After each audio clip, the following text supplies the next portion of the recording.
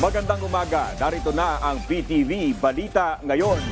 Naharang sa Port of Subic ang 15 40-footer containers na naglalaman ng smuggled na gulay. Ayon sa Bureau of Customs, frozen lobster balls at frozen surimi crab ang nakadeklarang laman ng kargamento. Pero natuklasan sa physical inspection na naglalaman ito ng mga gulay tulad ng patatas, carrots, broccoli at iba pa. Kaya't agad itong kinumpiska ng ahensya.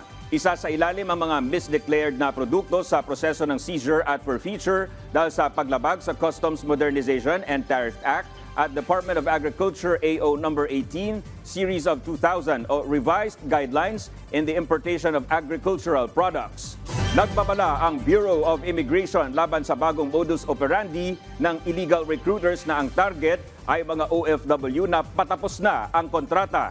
Ayon sa Immigration Bureau, legal na dokumento ang ipinipresenta ng mga biktima dahil legal silang mga OFW. Pero sa halip na pabalik sila sa bansa kung saan sila nagtatrabaho, sa ibang bansa ang kanilang destinasyon para sa bagong trabaho. Mas bababa rin ang sahod at walang seguridad dito. Pero kinakagat ito ng mga trabahador dahil gusto nilang makahanap agad ng bagong trabaho.